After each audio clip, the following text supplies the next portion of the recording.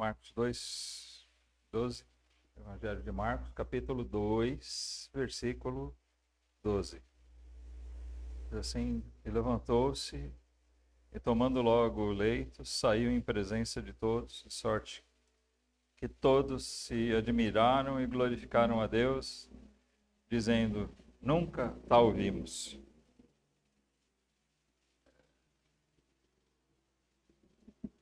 Esse versículo é o desfecho. Esse versículo é o desfecho, irmãos,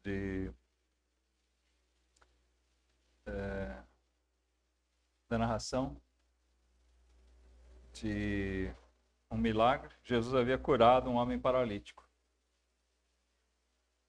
E onde nós lemos aqui que ele se levantou, tomou seu leito, uma espécie de maca, onde ele foi trazido, e saiu andando na presença de todos que estavam ali, de um modo que todos eles, toda aquela multidão se admirou e glorificou a Deus. Nunca vimos uma coisa dessa. Nossa meditação hoje é em torno do grande milagre. O grande milagre de Jesus. Muitas vezes se fala em milagres. O que é um milagre? É uma coisa extraordinária. As pessoas elas vivem muitas vezes em busca de milagres. Em busca de alguma coisa extraordinária, de um fato extraordinário. Seja uma cura, como foi o caso desse homem aqui. Ele era paralítico e ele saiu dali andando. Uma cura milagrosa, né? Um fato extraordinário. Seja algum outro tipo de busca, solução de um problema grave, seja de qual for. Seja de ordem material, sentimental. Muitas pessoas vivem em busca de um milagre, de um fato extraordinário na sua vida. Mas esse texto aqui, ele revela uma coisa especial, porque na verdade aconteceram 2 milagres aqui. E a questão acaba girando em torno de qual delas seria a mais importante. Quando nós lemos o texto desde o começo, voltando ali no comecinho do capítulo 2, nós lemos assim: e alguns dias depois entrou outra vez em Cafarnaum e soube-se que estava em casa. Jesus habitou ali em Cafarnaum. Alguns entendem que soube-se que ele estava na casa, naquela casa. As duas traduções parecem ser permitidas, né? Ou em casa, na casa onde ele morava. Esteve morando durante aquele tempo. Mas Cafarnaum era uma cidade litorânea, à beira ali do Mar da Galileia, onde Jesus operou grande parte dos seus milagres. E onde ele pregou muito, né, boa parte do seu ministério. Jesus se ocupou naquela região e particularmente nessa cidade. Muita coisa se fez. Mas souberam que ele estava ali. E no versículo 2 nós lemos: e logo se juntaram tantos que nem ainda nos lugares junto à porta cabiam, e anunciava-lhes a palavra. Então, nós vemos aqui uma multidão atraída ali. E Jesus estava pregando e atraindo pessoas a si. Eles já tinham ouvido de coisas que ele já tinha feito. Jesus já tinha operado outros milagres, né? Se você voltar aqui no texto mesmo, a gente vê a narrativa de uma cura de um leproso.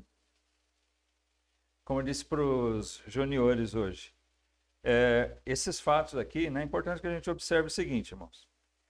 Esses evangelhos, eles não necessariamente estão numa ordem cronológica dos fatos, tá? Às vezes eles pegam por trechos, algumas coisas que aconteceram numa certa sequência, mas a gente observa que nem tudo está na mesma sequência. Mateus, Marcos, Lucas e João. Alguns fatos que são narrados nos 4 evangelhos, ou pelo menos em 3 deles, a gente vê que às vezes estão inseridos em pontos diferentes do livro e não parecem ser no mesmo momento. Por quê? Eu estava explicando para eles. Eles estavam escrevendo isso aqui anos depois. Marcos, que nós estamos lendo aqui, ele nem foi testemunha ocular dessas coisas.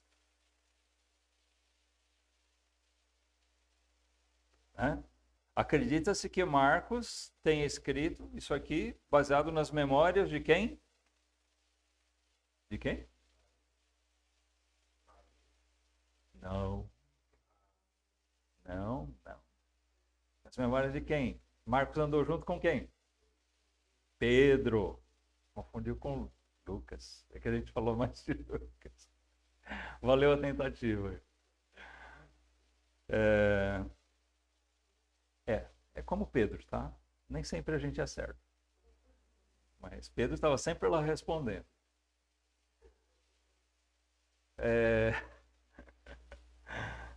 Mas valeu pela iniciativa. Aqui, nós vemos Marcos falando de memórias, provavelmente memórias de Pedro. Anos mais tarde. Então, talvez a sequência dos fatos não seja exatamente a mesma que aparece nos outros lugares, mas os fatos são reais. Eu digo nos outros lugares, nos outros evangelhos. Tá? E o que chama a atenção aqui, Pedro se recorda, né, se é que foi Pedro mesmo quem narrou isso a Marcos, estou falando dentro desse princípio, mas ele se recorda de que a casa estava tão cheia que nem em volta, né, as pessoas do lado de fora já ocupavam todos os espaços de uma maneira que ninguém nem podia entrar mais. Talvez alguns estivessem lá do lado de fora só ouvindo, até sem conseguir ver. Alguns de nós talvez já tenhamos ido em cultos, em alguma igreja, onde teve muita gente e pouco espaço. O templo talvez não fosse muito grande e teve que ficar gente de fora. Eu lembro que eu já assisti culto pelo vitrô, pela janela. Já teve vezes realmente de ficar de fora e ficar lá tentando escutar. Aí vai uma queixa, né? Abrir um parênteses aqui. O duro é quando tem alguém que está do lado ali, em vez de escutar também, fica conversando. Não tem nenhum empenho de ouvir. Mas eu acredito que não fosse o caso aqui. Eu acredito que esses estavam tentando realmente ouvir, ver o que Jesus estava pregando lá. Mas é importante, Jesus não estava aqui, irmãos, fazendo uma sessão de curas. Percebeu o que diz o versículo? Se juntaram tantos que nem ainda nos lugares junto à porta cabiam. E o que ele fazia? Anunciava-lhes a palavra. O que Jesus estava fazendo era ensinar, era pregar a palavra de Deus. Ele, a gente sabe que Jesus pregava de um modo diferente. Em que sentido? Não necessariamente na oratória, mas todos se admiravam que ele falava como quem tem autoridade. Quando Jesus pregava, as pessoas podiam perceber que ele não estava falando alguma coisa que ele decorou, né? Jesus não ficava no celular ali buscando esboço, nem virando páginas. Tô brincando aqui, porque alguns usam o celular, outros, eu uso meu caderninho, de vez em quando, hoje eu estou com o celular aqui, né? Ou outros ficam virando as páginas de sulfite, né? Uma, duas, três. Jesus não pregava assim como a gente prega, né? Precisando rebuscar nossas memórias, nossas anotações, do que nós estudamos, do que nós meditamos. Ele próprio tinha todo o conhecimento. Ele era a palavra viva. E Jesus pregava aqui aquela multidão. Mas o versículo 3 diz assim: e vieram ter com ele conduzindo um paralítico, trazido por quatro pessoas. Um homem paralítico foi trazido ali, conduzido por seus amigos. Mas é óbvio que a situação, a circunstância era difícil de ele se chegar ali,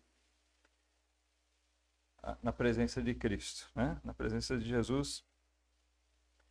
Por que levaram um homem paralítico ali?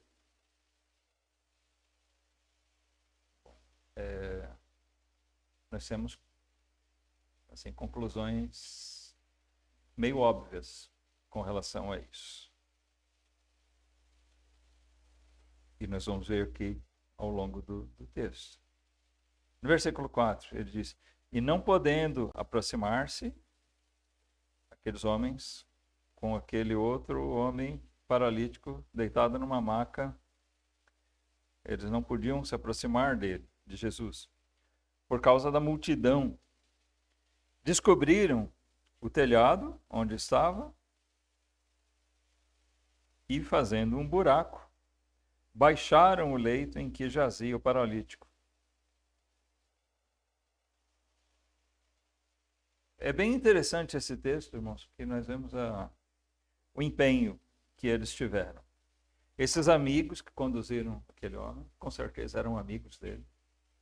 Eles queriam muito levar ele à presença de Jesus. Não é esse o assunto, mas isso é um bom ensinamento para a gente, né? Quanto ao nosso desejo de levar, de sermos bons amigos das pessoas, de queremos levar elas a Cristo. Não é verdade? Esses homens aqui eles fizeram a melhor coisa que eles poderiam fazer por ele. Levar ele à presença de Jesus.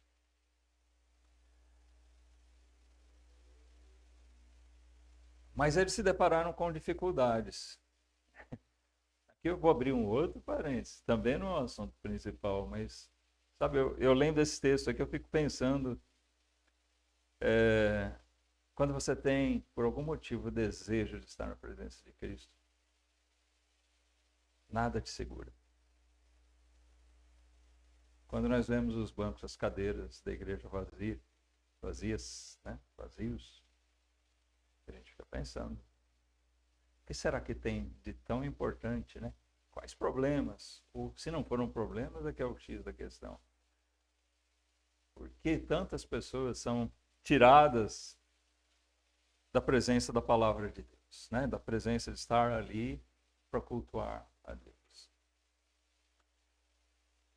É fato, irmãos, que existem problemas que nós temos, e muitas vezes nós sabemos, problemas reais, circunstâncias, exceções que nós temos. Mas,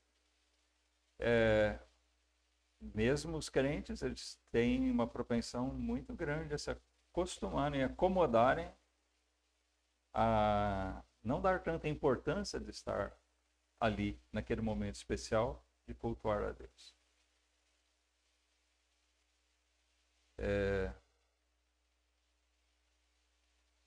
Quem está falando, né, pode ser outro irmão, pode ser eu. Não é Jesus, pessoalmente, quem está falando, mas o que nós estamos fazendo aqui é transmitir a palavra dele. Então, de certa forma, quando a gente vem para a igreja, é uma forma de a gente manifestar, estar vindo à presença de Cristo.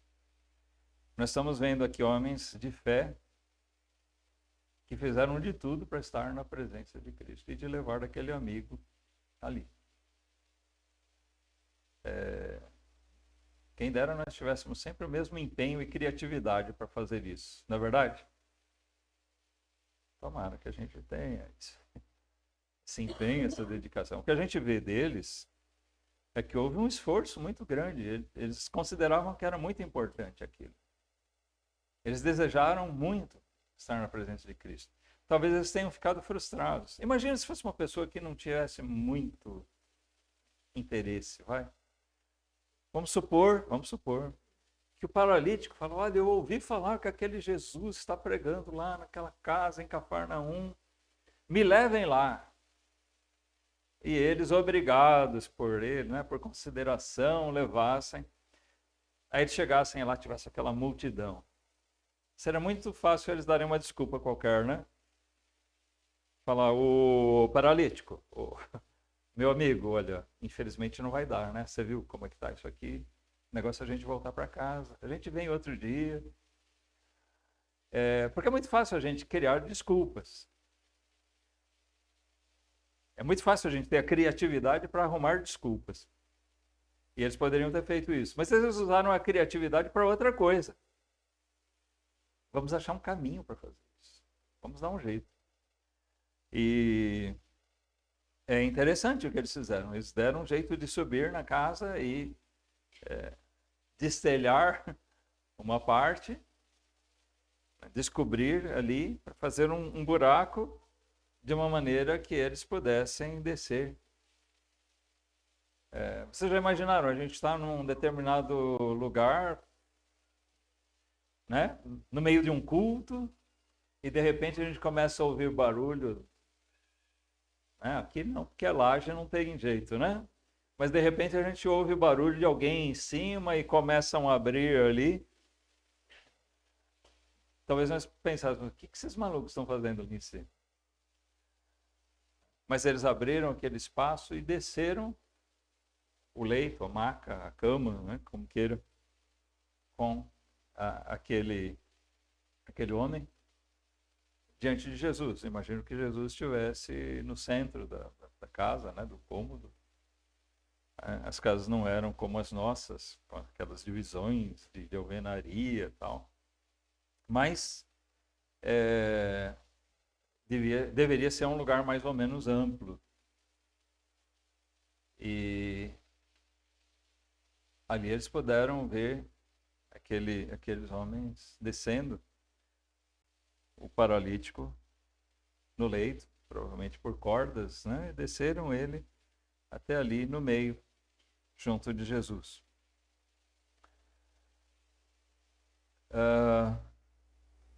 O que Jesus observou neles? Versículo 5.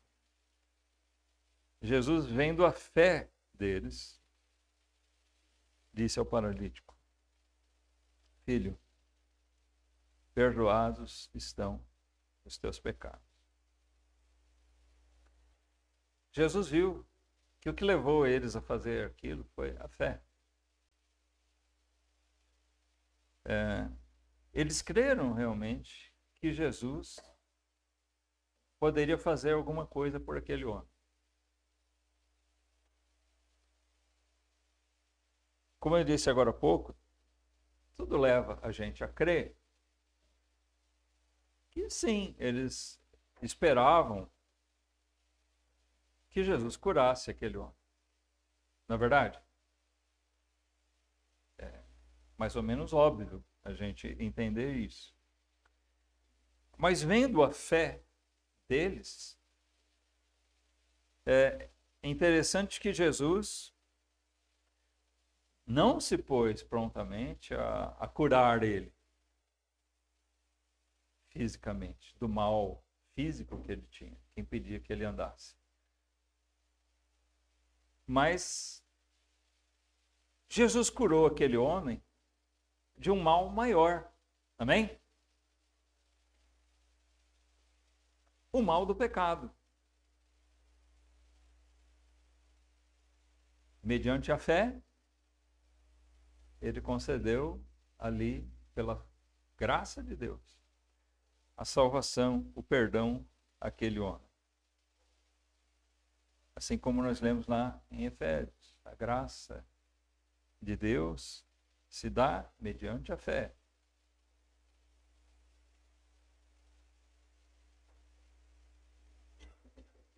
Por meio da fé, nós somos salvos.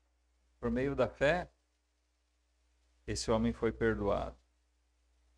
Pelo poder, graça, misericórdia, vontade de Deus e de Cristo Jesus. Mas nós vemos no versículo 6 que quando Jesus fez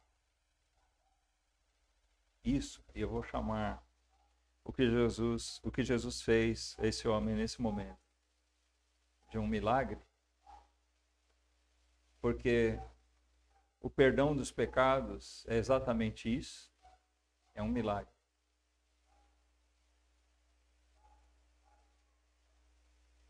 Havia pessoas ali para questionarem isso, o que estava acontecendo ali. No versículo 6 diz: estavam ali assentados alguns dos escribas que arrazoavam em seus corações, dizendo: por que diz este assim blasfêmias? Quem pode perdoar pecados senão só Deus? É uma boa pergunta até que eles fizeram.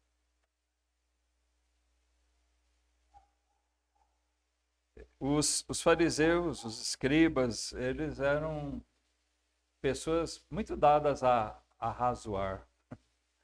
Essa expressão aparece mais vezes na Bíblia. Isso quer dizer, eles ficavam pensando, né? Estavam pensando com seus botões, como a gente fala, em si mesmos, nos seus corações. Eles conjecturavam, eles questionavam isso. Quem é esse para dizer isso? É uma heresia, está perdoando pecados? Só Deus pode perdoar pecados. A pergunta é boa, irmãos, no sentido de que essa pergunta nos traz respostas preciosas, mesmo para os nossos dias. Porque justamente essa questão, eles partiram de uma premissa verdadeira. Só Deus pode perdoar os nossos pecados. Amém? Pois é, e nós temos muitos que se dizem cristãos hoje e que negam que Jesus seja Deus. Né? Tratam Jesus como uma criatura, um anjo. É verdade o que os judeus disseram, porque na própria palavra fica claro que só Deus é quem pode perdoar nossos pecados. Afinal, todas as nossas ofensas são contra Ele. Não existe procuração para isso. Deus não deu procuração para ninguém fazer isso. Jesus só pode perdoar pecados justamente porque Ele é Deus. Não é um filho de Deus, Ele é o Filho de Deus. Ele é uma das pessoas da Santa Trindade, da triunidade desse Deus maravilhoso.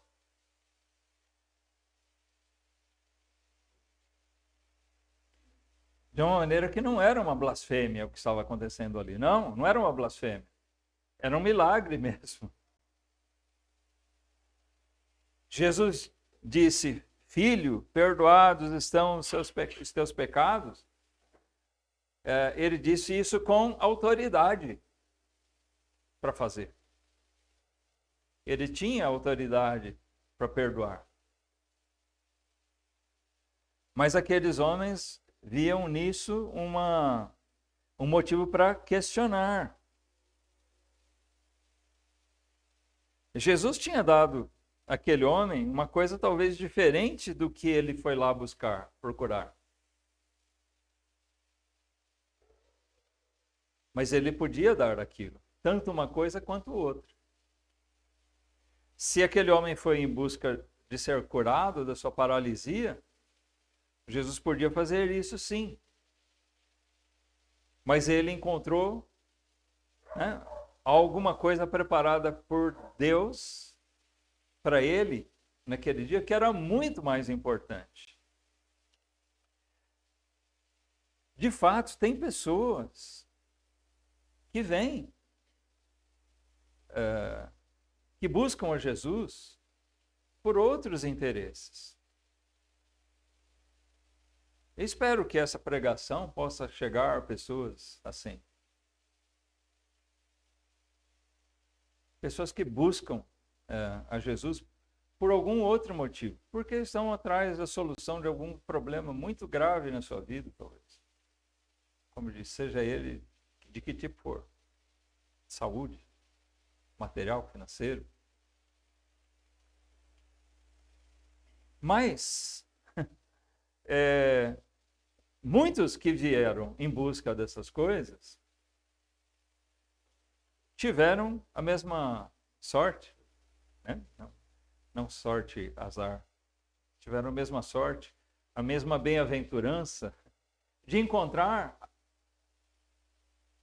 não aquilo que eles estavam procurando, mas alguma coisa infinitamente maior e melhor.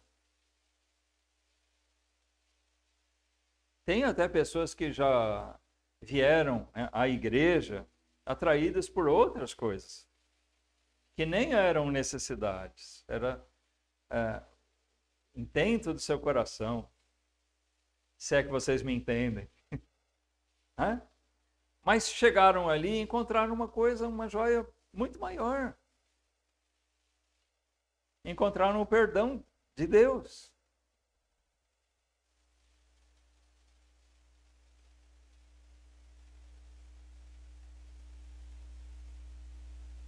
Deus seja louvado por isso. Pessoas que buscaram alguma coisa inferior e saíram dali alegres porque encontraram alguma coisa muito mais preciosa. Alguns, como esse homem, alcançaram também o que seria o seu intento inicial, outros não. O lado triste é que nós vemos que existem pessoas que vêm em busca de uma coisa e quando se deparam com o que realmente o Senhor quer oferecer a ele, eles se sentem decepcionados e vão embora. De fato, né, nós temos muitas igrejas por aí que têm algo a oferecer mais similar àquilo que essas pessoas buscam. Por exemplo, quando alguém vem em busca de prosperidade, quando alguém vem em busca de show para mexer com suas emoções, quando alguém vem em busca de cura, talvez se decepcione no nosso meio. Porque nós não estamos pregando isso. Essa não é a coisa mais importante. A gente fica contente quando Deus dá prosperidade para alguém, para nós mesmos? Sim. E Deus tem poder para dar prosperidade para alguém? Tem. Só precisa tomar cuidado porque o diabo também, né? Ele chegou a oferecer até a Jesus, né? Na tentação. Se prostrares e me adorares, te dou todos esses reinos. Então só precisa tomar cuidado. Nem tudo que é prosperidade vem de Deus. Aliás, geralmente, quem usa essa armadilha é o próprio maligno, né? Para atrair e prender as pessoas. Mas Deus pode oferecer e dar cura, pode dar prosperidade, pode dar solução para todos os problemas, mas nem sempre vai fazer isso. Nós estamos sujeitos à vontade de Deus.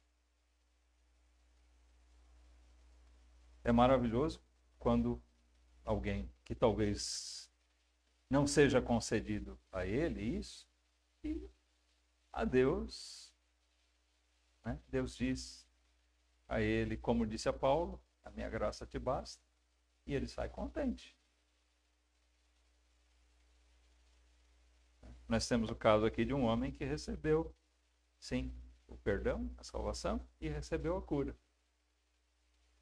Paulo, tão fiel, pediu a Deus solução, né?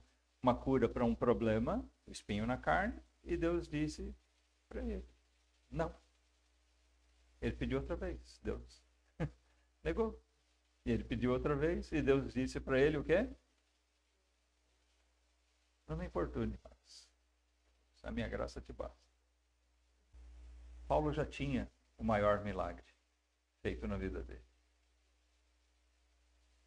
A grande bênção. O fato extraordinário que realmente ele precisava na vida dele era aquela conversão que aconteceu lá na estrada de Damasco.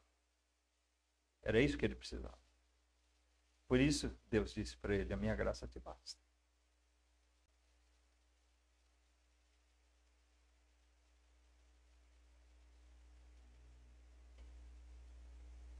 Mas quando Jesus, com autoridade, como Deus que ele é, concedeu perdão àquele homem, talvez fosse jovem ainda, né? Ele causou o questionamento daqueles que estavam ali infiltrados, arrazoando, pensando, questionando se Jesus não estaria blasfemando. No versículo 8, a gente vê esse Senhor Jesus tão maravilhoso, tão poderoso, conhecedor dos nossos corações. Ele conhecia também os corações daqueles homens. E nós lemos aqui, Jesus, conhecendo logo em seu espírito, que assim arrazoavam entre si, lhes disse, por que arrazoais sobre essas coisas em vossos corações? Qual é mais fácil? Dizer ao paralítico, estão perdoados os teus pecados? Ou dizer-lhe, levanta-te e toma o teu leito e anda. Ora, para que saibais que o Filho do Homem tem na terra poder para perdoar pecados, disse ao paralítico, a ti te digo, levanta-te, toma o teu leito e vai para a tua casa. Que cena maravilhosa essa. Só de a gente imaginar, gostaria de estar lá para ver. Aqueles homens pensando, eles não falaram nada, né? Ninguém ergueu a mão, pediu a palavra, olha aqui, o que você está falando é uma blasfêmia. Não, eles estavam pensando, arrazoando no seu coração. E Jesus, conhecedor dos corações, ele disse, vocês aí que estão questionando isso, se eu tenho poder para perdoar pecados, o que é mais difícil? Perdoar pecados ou curar esse homem da sua paralisia? Jesus não esperou que eles respondessem. Ele se virou para aquele homem.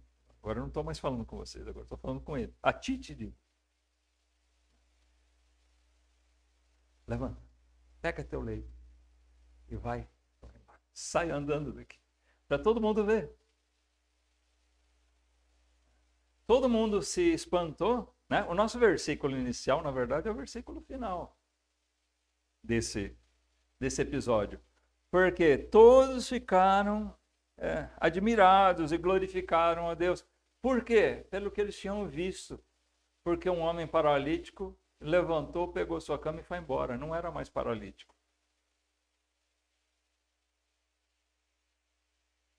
Mas o grande milagre de Jesus não foi esse. O grande milagre que Jesus operou aqui não foi fazer com que aquele homem se levantasse. O que alguns podem interpretar, é mais difícil fazer ele levantar. Por quê? Falar, se os pecados são perdoados, a gente não consegue enxergar os pecados perdoados, né? Mas um aleijado levantar e sair andando, isso eu posso ver. Mas o que Jesus quis dizer foi justamente o contrário. O que ele fez ali foi mostrar para eles, olha, assim como eu tenho poder para curar esse homem e fazer ele sair daqui andando, eu tenho poder para perdoar os pecados dele. E é isso que realmente importa. O grande milagre, o grande fato extraordinário que aconteceu naquele dia, naquela casa, foi realmente aquele homem sair dali justificado. Amém? Foi o fato dele sair dali perdoado por Jesus. Jesus mostrou seu poder e autoridade com sabedoria. Todas essas coisas ele reúne. Ele mostrou aos questionadores quem ele era. Porque qual foi a colocação deles? Só Deus pode perdoar pecados. Como é que esse homem está dizendo que perdoa pecados? Quando Jesus mostrou para eles o seu poder, não foi uma mera ostentação de poder. Foi a forma de Jesus mostrar, vocês estão dizendo que só Deus pode perdoar pecados. Então, eu estou dizendo para vocês, eu sou Deus. Jesus deu àquele homem, vamos chamar assim, de um bônus. Ele deu o perdão e naquele momento ele deu também a cura, aquilo que ele foi buscar. Esse homem alcançou. Imagina a alegria que esse homem saiu dali. Andando, mas com o coração. Ele não estava mais carregando o fardo dos pecados dele. Mas ele também lançou a questão, irmãos, nessa resposta sábia dele. Ele lançou a questão de o que era maior, o que era mais importante. Isso traz um grande ensinamento para todos nós. O que é mais importante? Alcançarmos aquilo que nosso coração deseja, de material, talvez aquilo que a gente considera o grande problema da nossa vida,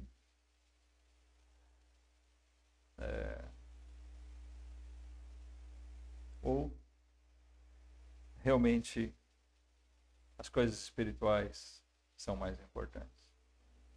Será que a gente tem esse discernimento? Eu acredito que a maior alegria daquele homem não seja necessariamente por ele sair andando, mas por ele sair andando para poder contar para todo mundo que ele agora era justificado, era um homem salvo. Porque esse foi realmente o grande milagre daquele dia. Aquele que os homens não podiam ver. Mas que fez com que eles engolissem, né? Aqueles questionadores engolissem seus questionamentos e pudessem ver a misericórdia e a graça de Deus sendo operadas por meio de Cristo. Ainda que aquele homem tenha ido em busca de outra coisa, mas ele, pela sua fé, e isso nós vemos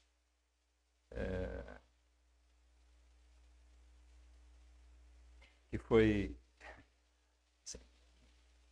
contemplada, né? Como a gente diz, a fé dele foi contemplada por essa bênção tão grande da salvação. A gente tem que pensar o que realmente me atrai a Cristo.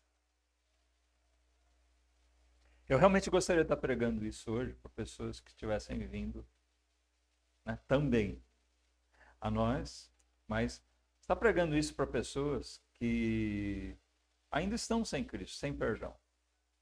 É que talvez estejam procurando outras coisas. Talvez estejam em busca de solução de qualquer problema, grande problema da sua vida. Mas os problemas dessa vida, eles, por piores que sejam, eles têm um lado bom. Todos eles vão um dia passar. De um jeito ou de outro. Os nossos problemas aqui, eles vão acabar um dia. O grande problema nosso não são os problemas que a gente tem aqui, mas são aqueles problemas eternos. São aqueles problemas que têm consequências eternas.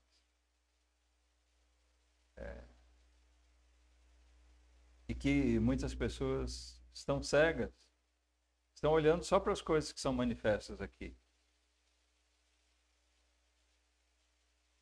Quem dera, né, a gente pudesse, né, por um certo aspecto, a gente vê que o que aconteceu, tudo ali foi precioso para o nosso ensino.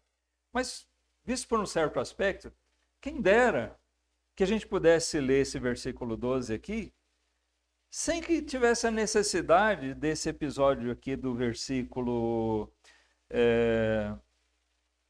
8, 7, 8, até o 11. Se a gente pudesse pular do versículo 5 para o 12. Né? Se a leitura fosse essa. E Jesus, vendo a fé deles, disse ao paralítico: Filho, perdoados estão os teus pecados.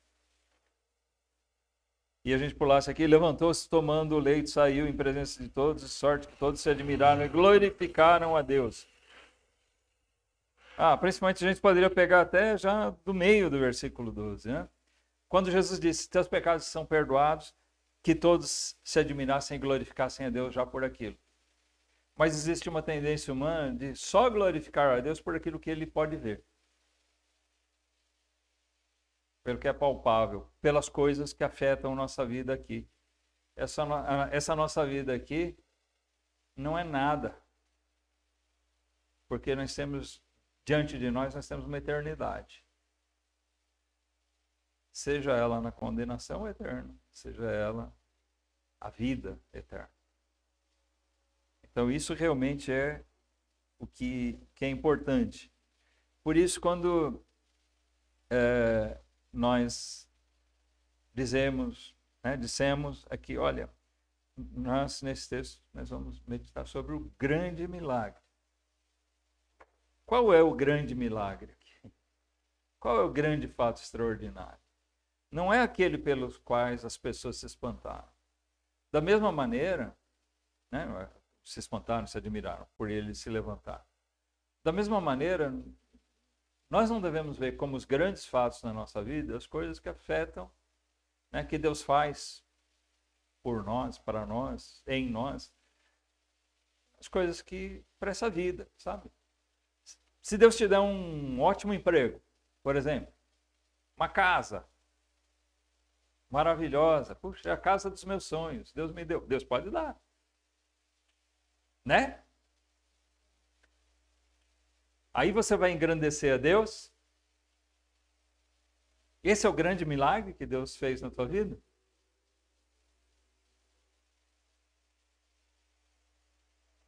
Sabe? Por maior que seja, por maiores que sejam essas coisas que a gente possa ter aqui, nenhuma delas se compara com aquele momento que Jesus disse para nós também: Filho, perdoados estão os teus pecados.